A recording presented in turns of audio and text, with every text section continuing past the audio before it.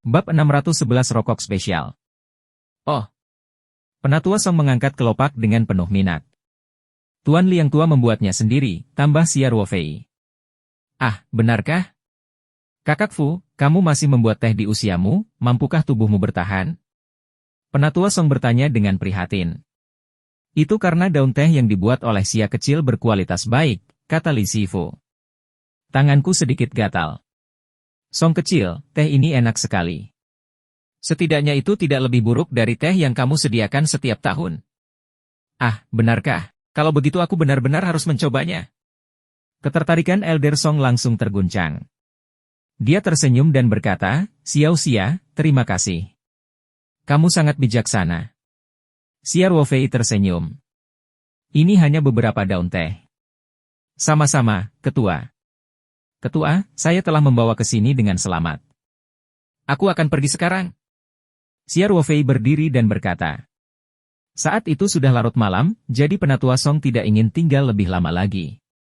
Dia berdiri dan secara pribadi mengantar Xia Ruofei ke pintu ruang tamu. Awalnya, Elder Song ingin mengirimnya ke bawah. Tetapi Xia Ruofei mengatakan dia tidak pantas mendapatkannya dan meminta Elder Song untuk tetap tinggal. Peter Song berdiri di pintu ruang tamu dan berpikir sejenak, lalu memanggil Xia Ruofei untuk berhenti. Kemudian, dia memanggil Meneer Lu dan membisikkan beberapa patah kata kepadanya. Meneer Lu segera mengangguk dan pergi. Meneer Lu kembali dengan membawa kantong plastik hitam. Peter Song mengambil kantong plastik itu dan menyerahkannya kepada Xia Ruofei. Dia tersenyum dan berkata, Xiao Xia, aku ingat kamu merokok. Ambil 2 bungkus rokok ini dan isaplah. Apakah ini cocok? Xia Ruofei tersenyum. Apa yang tidak pantas dalam hal itu? Kamu memberiku teh, aku memberi rokok, kesopanan menuntut timbal balik, Peter Song berkata sambil tersenyum. Kalau begitu, Xia Ruofei berkata, aku akan mengambilnya. Terima kasih, Ketua. Berkendara perlahan di jalan. Jika kamu punya waktu luang, datanglah dan bermain catur denganku. Peter Song berkata sambil tersenyum ramah. Baiklah. Pada saat ini, Ye Lingyun ragu-ragu sejenak dan berkata kepada Li Sifu, Tuan, saya sudah lama tidak kembali ke pertanian. Saya sudah lama tidak kembali ke pertanian. Saya ingin kembali dengan saudara Xia. Pergi. Li Sifu mengangguk dan berkata, saya akan tetap membawakan Song kecil, jadi Anda tidak perlu khawatir. Terima kasih Tuan. Ye Lingyun sangat gembira. Dia memang rindu saudara-saudaranya di bidang pertanian. Dia sudah lama mengetahui bahwa Departemen Keamanan Perusahaan telah merekrut sekelompok penjaga keamanan baru. Semuanya adalah saudara dari tentara lama, jadi dia sangat ingin kembali ke rumah. Xia Ruofei dan Ye Lingyun mengucapkan selamat tinggal pada Master Song dan Li Sifu. Meneer Lu secara pribadi mengirim mereka pergi dan melihat mereka pergi. Ketika Meneer Lu kembali ke ruang tamu, Penatua Song telah membuka sekotak daun teh yang diberikan Xia Ruofei kepadanya. Li Sifu sedang menyendok daun teh dengan 1 sendok teh. Xiao Lu, ayo, mari kita coba teh yang dibawakan Xiao Xia. Penatua Song berkata sambil tersenyum. Meneer Lu telah bekerja untuk Master Song selama bertahun-tahun. Dia seperti anggota keluarga. Anak-anak guru Song telah bekerja di berbagai tempat. Meneer Lu telah bekerja untuk Master Song sepanjang tahun, jadi mereka lebih dekat. Terima kasih, Ketua. Meneer Lu berkata sambil tersenyum. Manajer Lu duduk di sofa di samping. Dia tidak membuat teh. Walaupun biasanya dia mengerjakan semua pekerjaannya sendiri, dia tahu tempatnya. Dalam hal pembuatan teh, dia berada 8 jalan di belakang Li Sifu. Tindakan Li Sifu dalam membuat teh sangat terampil dan sepertinya tidak menunjukkan sedikit pun kemarahan. Tak lama kemudian, ruangan itu dipenuhi aroma teh. Lagu Penatua dan Manajer Lu tidak bisa menahan napas dalam-dalam. Jenis teh enak apa yang belum pernah dicicipi oleh Lagu Tua? Bahkan pohon induknya, Da Hong Pao, diberikan kepada Lagu yang lebih tua sebanyak 2 tael setiap tahun. Namun, meskipun Lagu yang lebih tua telah minum teh selama bertahun-tahun, ini adalah pertama kalinya dia mencium aroma teh yang memabukkan. Dia mencuci teh, menyeduh teh, mencium aromanya. Segera, teko teh pertama dituangkan ke dalam cangkir teh. Li Sifu tersenyum dan berkata, Song, coba. Cobalah, Penatua Song berkata sambil tersenyum. Mereka bertiga mengangkat cangkir teh dan menyesapnya sedikit. Kemudian, mereka memejamkan mata dan perlahan menikmati sisa rasanya. Aroma teh yang jernih dan jauh langsung menyelimuti mulut dan gigi mereka, dan pesona alami teh pun semakin melekat. Setelah sekian lama, Panatua Song menghela nafas dan berkata, "Teh yang enak. Ini teh yang sangat enak." Menirlu tidak bisa menahan diri untuk tidak memuji, "Ketua, teh ini luar biasa. Tuan Li yang tua sudah tua tapi kuat, dan keterampilannya tidak menurun sama sekali." Li Sifu tersenyum. "Keahlianku hanya membutuhkan 30%. 70% sisanya berasal dari daun teh yang diberikan Sia kecil kepadaku." Panatua Song dan manajer Lu sama-sama terkejut. Panatua Song tahu bahwa Li Sifu tidak akan pernah melebih-lebihkan. Fakta bahwa dia memberikan penilaian yang begitu tinggi berarti daun teh Sia Ruofei memang layak untuk evaluasi ini. Manajer Lu tersenyum pahit setelah beberapa saat, "Xiao Xia benar-benar luar biasa. Sejak saya mengenalnya, saya telah melihatnya menciptakan keajaiban berkali-kali. Seolah-olah tidak ada yang tidak bisa dia lakukan." Panatua Song tertawa dan berkata, "Xiao Xia bukan orang biasa, Xiao Lu. Jika Anda tidak percaya, kita bisa menunggu dan melihat. Dia pasti akan menggunakan mukjizat untuk menyegarkan persepsi kita." Manajer Lu mengangguk setuju. Dia tidak setuju dengan Panatua Song, tapi dia setuju dengan hal ini dari lubuk hatinya. "Sia kecil ini," Panatua Song menghela nafas lagi. "Bisakah kamu memberiku daun teh secara tiba-tiba? Jika ini semua jenis teh kelas atas, seperti apa rasa daun teh lainnya di masa depan? Yang lebih menyebalkan lagi adalah anak ini benar-benar memberiku 2 tael. Bukankah ini terlalu pelit?" Bab 612 Rokok Spesial Bagian 2. Li Sifu terkekeh dan berkata, "Song kecil, puaslah. Tidak mudah menemukan teh hijau tingkat ini. Anak ini hanya membawa 1 jin teh hijau ke Gunung Wui kemarin. Dia mungkin memiliki paling banyak setengah jin di tangannya sekarang." Panatua Song tertawa dan berkata, "Orang lain mungkin tidak bisa mendapatkan lebih banyak daun, tapi Sia kecil bisa. Xiao Lu, telepon anak itu besok dan suruh dia mengirimiku lebih banyak lagi lain kali. Saya tidak akan membiarkan dia masuk jika beratnya kurang dari setengah pon." Mata manajer Lu berbinar dan dia segera mengangguk. "Iya, Ketua." Seorang pejabat setingkat manajer Lu tentu saja tidak akan melihat permukaan masalahnya. Perkataan Elder Song terdengar tidak masuk akal, dan setengah kati daun teh ini mungkin bernilai 1 atau 2 juta, tapi bukan itu intinya. Tiongkok sangat besar, dan ada banyak orang yang ingin memberikan hadiah kepada Panatua Song. Kapan Panatua Song pernah menerima hadiah dari orang lain? Sia Ruofei jelas merupakan penayangan. Dari nada suara Panatua Song, terlihat jelas bahwa dia tidak memperlakukan Sia Ruofei sebagai orang luar. Manajer Lu bahkan merasa bahwa Panatua Song tidak akan begitu dekat dengan Sia Ruofei, bahkan dengan keponakannya sendiri. Sia Ruofei tidak tahu bahwa dia menjadi jauh lebih penting di hati manajer Lu. Dia sedang berkendara menuruni gunung. Setelah mobil berbelok di jalan pegunungan, mereka berdua menghela nafas lega.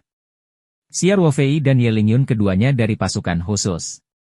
Sia Ruofei pernah bertugas di tim penyerang serigala tunggal yang terkenal. Jadi mereka lebih peka terhadap lingkungan sekitar daripada orang biasa. Setelah tikungan di tikungan, keduanya merasakan tubuh mereka rileks. Jelas sekali bahwa mereka telah memberikan jangkauan penjaga Panatua Song. Ye Lingyun, yang duduk di kursi penumpang depan, juga merasa jauh lebih santai. Dia penasaran membuka kantong plastik hitam itu dan berkata, "Saudara Sia, izinkan saya melihat rokok bagus apa yang diberikan oleh Song tua itu." Sia Ruofei hanya mengemudi sambil tersenyum dan tidak peduli dengan Ye Lingyun. Kenapa tidak ada apa-apa di sini?" "Kemasan putih," kamu Lingyun kaget. "Rok jenis apa ini?" Sia Ruofei melirik dan melirik rokok di tangan Ye Lingyun. Keduanya dibalut warna putih tanpa logo atau corak apapun. "Apakah kamu tidak tahu kapan kamu membukanya?" Sia Ruofei berkata sambil tersenyum. "Kalau begitu aku akan merobohkannya," kata Ye Lingyun. "Hancurkan." Sia Ruofei berkata, "Bukankah rokok untuk merokok? Apa gunanya merobohkannya?" "Oleh karena itu, kamu Lingyun segera meretas paket itu." "Hai. Ada juga papan tulis di dalamnya." Ye Lingyun kaget. Dia mengeluarkan seluruh kotak rokok. 10 bungkus rokok itu semuanya dalam kemasan berwarna putih, tanpa logo dan corak apapun. "Buka dan lihat," kata Sia Ruofei. Ye Lingyun segera membuka sebungkus rokok dan mengeluarkannya. Dia menyalakan lampu depan mobil dan melihat sekeliling. Saudara Xia, tidak ada logo di rokoknya. Kepala desa tidak akan memberi Anda tidak satupun produk, bukan? Xia Ruofei memutar matanya dan berkata, menurutmu apakah itu mungkin? Ini. Sepertinya sedikit. Tidak masuk akal, Ye Lingyun tertawa. Omong kosong. Pada saat ini, Xia Ruofei memikirkan sebuah rumor dan tiba-tiba mendapat ide. Saat ini, mobil sudah sampai di kaki gunung. Persimpangannya adalah jalan tol yang berkelok-kelok. Xia Ruofei mengemudikan mobilnya ke samping dan berhenti. Dia menyalakan lampu berkedip ganda. Ada apa, saudara Xia? Lingyun, berikan aku bungkus rokok yang sudah dibuka, kata Xia Ruofei kepada kamu Lingyun. Ye Lingyun menyerahkan bungkus rokok itu kepada Xia Ruofei. Xia Ruofei mengambil kotak rokok, mengeluarkan semua rokoknya, dan menyimpannya. Kemudian, dia dengan hati-hati melepaskan kertas timah di dalamnya. Xia Ruofei mengambil kotak kosong itu dan menyinarinya di bawah lampu. Seperti yang diharapkan, sepertinya ada pola di dalam kotak. Ye Lingyun juga datang untuk melihat dan bergumam, saudara Xia, apa ini? Xia Ruofei membuka kotak rokok lembut dan menyebarkannya. Lampu di dalam mobil sangat terang. Sekilas Ye Lingyun bisa mengetahuinya. Bukankah ini asap panda? Di dalam kotak rokok terdapat gambar 2 ekor panda, termasuk pabrik rokok, kandungan tar, dan slogan berhenti merokok. Padahal, yang terlihat di pasaran adalah kemasan luar rokok panda. Namun kemasannya terbalik sehingga sisi putihnya terlihat di luar. Saudara Xia, mengapa rokok ini dikemas terbalik? Ye Lingyun bertanya. Xia Ruofei tersenyum dan berkata, saya baru saja menebaknya. Ini merupakan pasokan rokok khusus untuk para pemimpin dan direktur negara. Saya pernah mendengar bahwa rokok spesial dikemas di balik kotak rokok biasa. Saya tidak menyangka akan melihatnya hari ini. Apakah ini persediaan rokok spesial yang legendaris? Mata kamu Lingyun berbinar.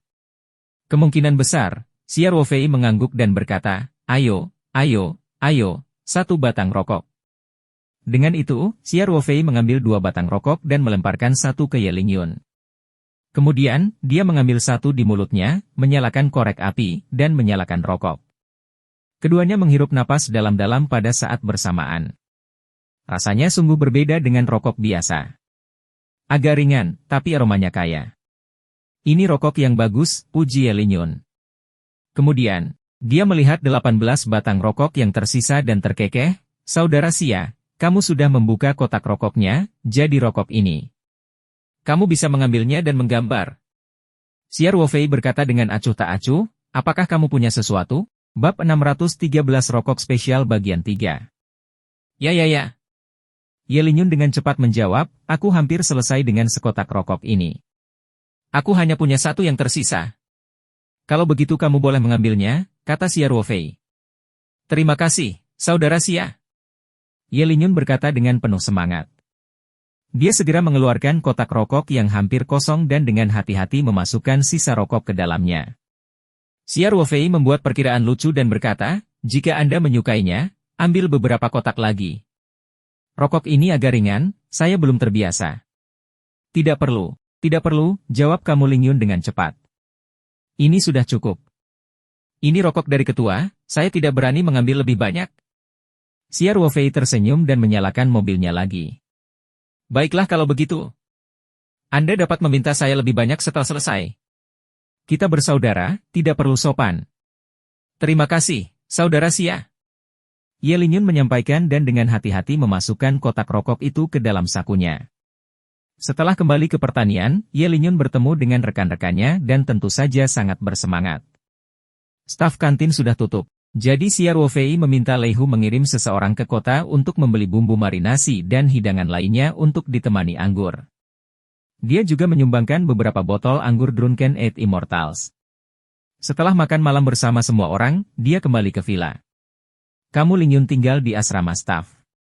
Keesokan harinya, Xia Ruofei berkendara ke kota setelah sarapan di kafetaria staf. Dia membawa 2 kotak kecil Da Hong Pao kelas atas, masing-masing berisi total 200 gram, dan memberikannya kepada Ling Xiao Tian dan Profesor Tian. Dengan hanya 12 pohon teh, hasilnya pasti sangat rendah. Xia Ruofei tidak mengandalkan daun teh ini untuk dijual demi uang. Dia awalnya bermaksud memberikannya beberapa kepada orang tua dan teman. Itu sempurna sebagai hadiah. Setelah memberikannya, Xia Ruofei hanya memiliki sekitar 4 tael yang tersisa. Dia tidak akan memberikan daun tehnya dan akan menyimpannya untuk dirinya sendiri. Setelah memberikan hadiah, Xia Ruofei kembali ke pertanian Taoyuan. Dia langsung menuju kompleks. Sudah 2 hari sejak dia meninggalkan pertanian. Semua karyawan tahu bahwa dia sudah kembali. Jadi dia harus berkeliling kantor untuk pertunjukan. Ketika dia sampai di kantornya, Xia Ruofei menyadari bahwa pintunya terbuka. Dia tercengang. Dia melihat ke dalam dan melihat Song Rui duduk di sofa tamu. Dia sedang memegang secangkir teh panas dan menikmatinya. Keinginan. Xia Ruofei berteriak, "Mengapa kamu datang ke tempatku tanpa mengucapkan kata pun? Saya pikir ada pencuri di kantor. Kaulah pencurinya." Song Rui berkata, "Kamu bersenang-senang sebagai bos, bukan? Jam berapa sekarang kamu berangkat kerja?" Xia Ruofei berjalan ke arah Song Rui dan duduk di sekitarnya. "Bukankah itu sudah jelas? Saya bosnya, saya bos di perusahaan. Tentu saja, kita bisa datang kapanpun kita mau." Xia Ruofei melanjutkan, "Bukankah kamu kecanduan menjadi anak baik? Kenapa kamu tiba-tiba bebas datang ke sini?" "Tentu saja ada sesuatu yang perlu aku bicarakan denganmu," kata Song Rui. Xia Ruofei mengeluarkan sebatang rokok dan melemparkannya ke Song Rui. Kemudian, dia mengambil satu untuk dirinya sendiri dan menyalakannya. Setelah menghirupnya, dia berkata, "Bicaralah." "Apa itu? Buatlah pernyataan terlebih dahulu. Aku tidak akan minum bersamamu." Kemudian, Xia Ruofei melihat Song Rui sedang membuka kotak rokok yang dengan santainya dia lemparkan ke meja kopi. Kotak itu berwarna putih bersih, tanpa logo atau pola apapun. Panatua Song telah diberikan ini kepada Xia Ruofei kemarin. Dia dengan santai membawa tas. "Di mana?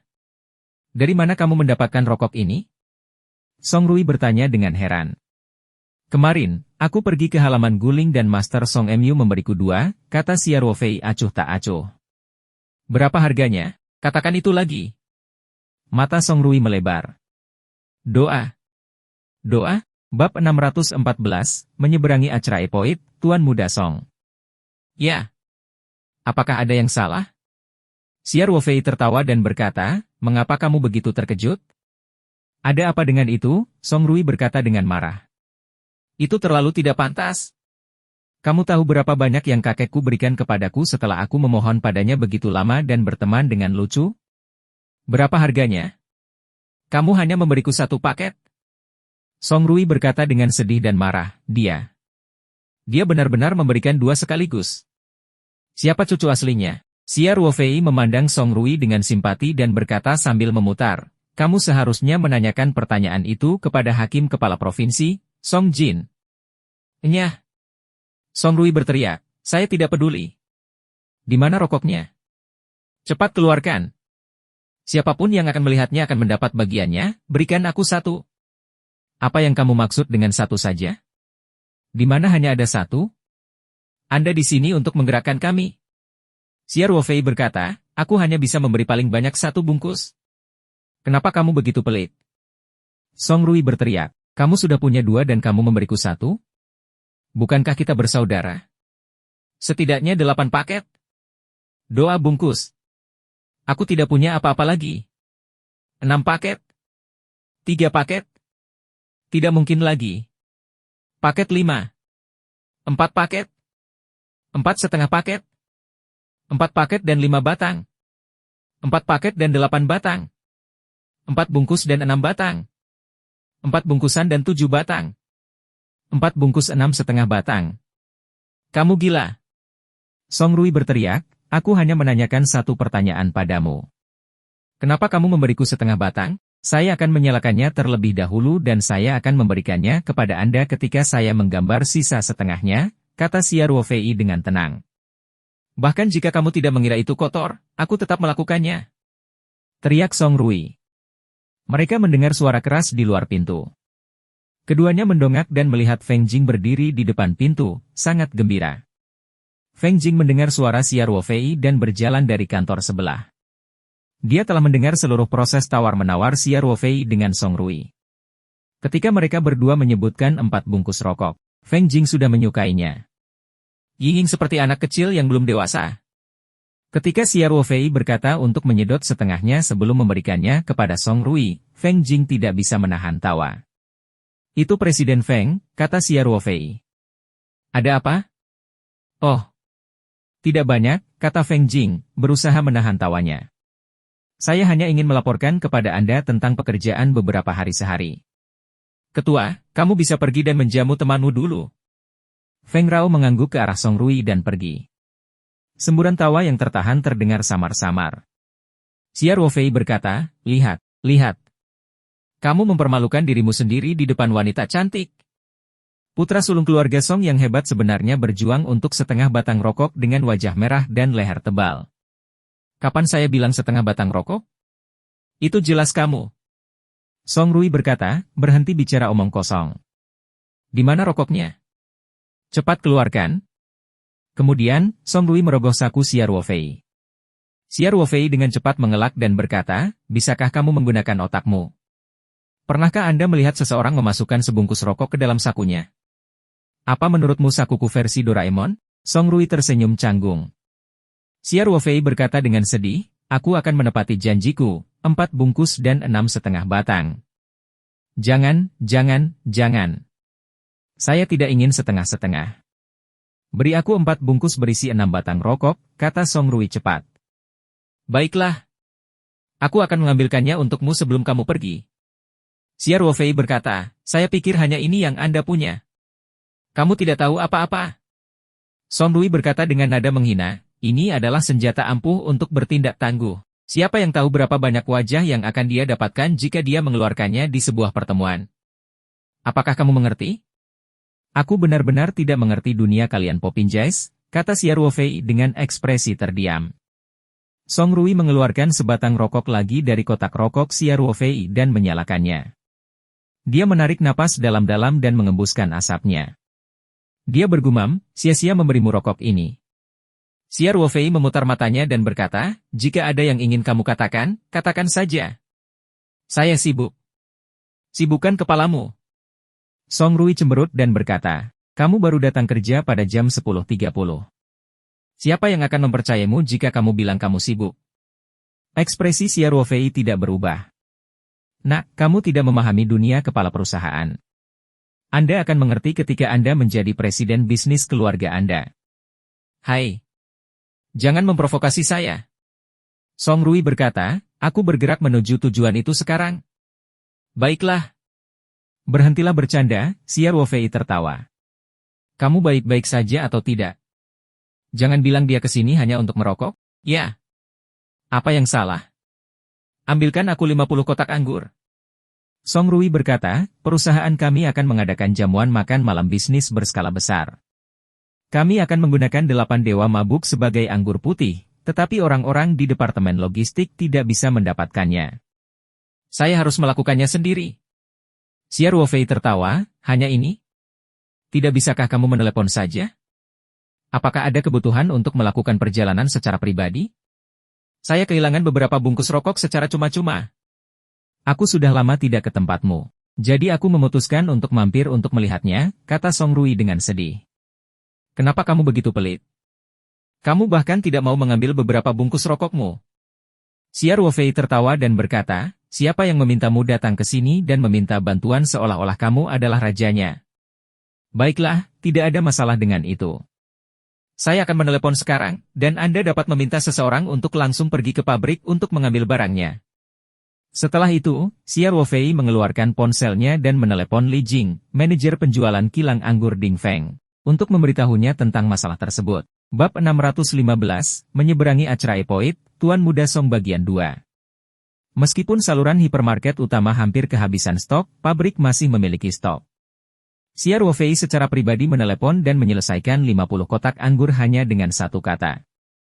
Li Jing buru-buru berkata bahwa dia akan meminta seseorang untuk menyiapkan stok dan dia bisa datang untuk mengambilnya kapan saja. Xia Ruofei menutup telepon dan tersenyum. Baiklah. Anda bisa meminta seseorang untuk mengambil truk kecil untuk mengangkut barang. Baiklah. Terima kasih, kata Lagu Rui. Bukan masalah besar. Kenapa kamu mengucapkan sopan sekali? Xia Ruofei tertawa dan memarahi. Song Rui juga segera mengeluarkan ponselnya dan menelepon kepala departemen logistik perusahaan, meminta perusahaan mengirimkan truk kecil ke kilang anggur Dingfeng untuk mengambil anggur. Tidak mudah bagimu untuk datang ke sini. Makan siang di sini. Mari kita, saudara-saudara, makan juga. Xia Ruofei berkata sambil tersenyum. Saat itu hampir jam 11 malam. Song Rui mengangguk dan berkata, baiklah. Xia Ruofei mengangkat telepon di atas meja dan menelepon Feng Jing. Setelah memastikan bahwa tidak ada hal yang mendesak, dia mengemasi tasnya dan berkata, ayo pergi. Ayo pergi ke vilaku. Keduanya berjalan ke lantai pertama dan Xia Ruofei pergi ke kafetaria staf. Sudah hampir waktunya pulang kerja, dan istri Cao Tieshu serta staf kafetaria lainnya dengan bersemangat menyiapkan makanan. Melihat Xia Ruofei, para karyawan segera menyambutnya. Xia Ruofei tersenyum dan berkata kepada istri Cao Tieshu, kakak ipar, seorang teman saya datang hari ini. Bisakah saya menyusahkan Anda untuk menyiapkan beberapa hidangan untuk saya? Aku akan meminta Leihu mengirim mereka ke villa nanti. Tidak masalah. Bos, kamu ingin makan apa untuk makan siang? Istri Cao Tieshu mengusap celemeknya dan bertanya sambil tersenyum. Xia Ruofei berkata, makan apapun yang kamu punya. Tidak perlu persiapan khusus. Jika ada sayuran segar di rumah kaca, petik saja, dan dapatkan 1 atau 2 hidangan daging dan sup. Hidangannya harus cocok dengan anggur. Sedangkan sisanya, Anda dapat melakukan sesuka Anda. Saya percaya pada kemampuan Anda. Istri Cao Tieshu berkata dengan gembira, baiklah kalau begitu, lalu aku akan melakukannya sesuai dengan ideku sendiri. Xia Ruofei tersenyum dan berkata, ini berat bagimu, kakak ipar. Semua orang telah bekerja keras. Staf kantin dengan cepat mengatakan bahwa itu bukanlah kerja keras. Xia Ruofei akan berterima kasih kepada mereka setiap kali dia datang untuk makan.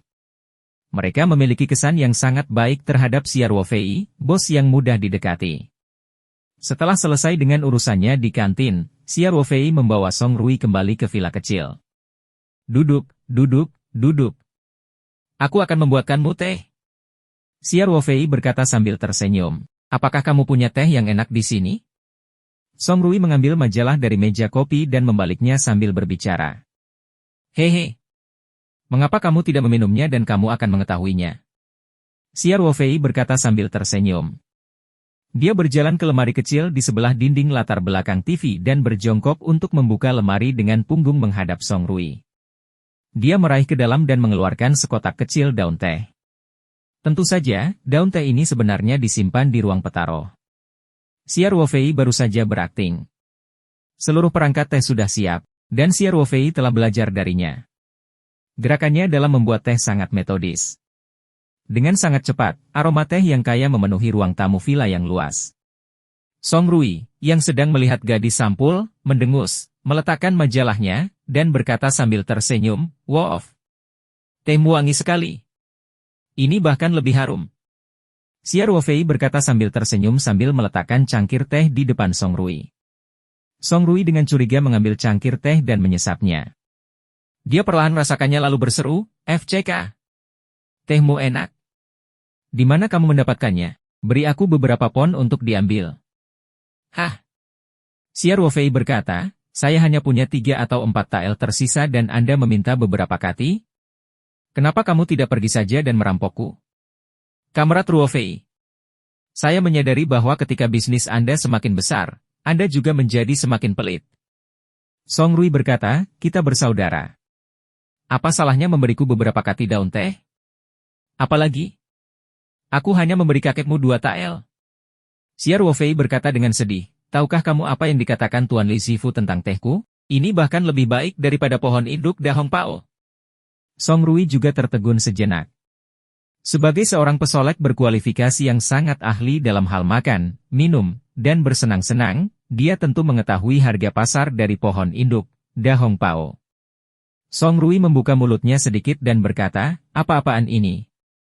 Jadi, kita minum 10.000 yuan dalam sekali teguk? Kamu pikir? Xia Ruofei melirik Song Rui. Song Rui mengungkapkan ekspresi gembira dan berkata, kalau begitu, kamu seharusnya tidak menyimpannya sendiri. Bagaimana dia bisa memonopoli daun teh yang begitu bagus? Saya harus membaginya dengan saudara-saudara saya. Menurutku kamu hanyalah seekor belalang. Kamu memakan milikku dan mengambil milikku setelah kamu selesai. Pada akhirnya, mereka berdua menawar harga lagi dan Song Rui merasa puas karena dia telah menipu Xia Ruofei untuk mendapatkan 1 tael daun teh. Xia Ruofei tidak bisa menahan perasaan sakit hatinya. Hanya tersisa 4 tael daun teh. Sekarang Song Rui telah mengambil 1 tael, dia hanya memiliki 3 tael.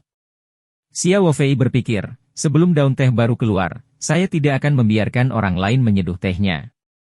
Aku akan menyimpannya untuk diriku sendiri. Dengan sangat cepat, Lei Hu membawa seorang veteran untuk mengantarkan makanan yang dibuat di kantin. Ada 3 hidangan yang dibuat dengan bahan sayuran dari surga, sepiring daging leci, sepiring iga asam manis, dan sepanci kecil sup bambu matahari. Meskipun semuanya dimasak di rumah, keterampilan memasak istri Cao Tieshu masih sangat bagus. Tampilan masakan ini mungkin tidak sebagus yang ada di hotel-hotel besar, namun rasanya cukup enak.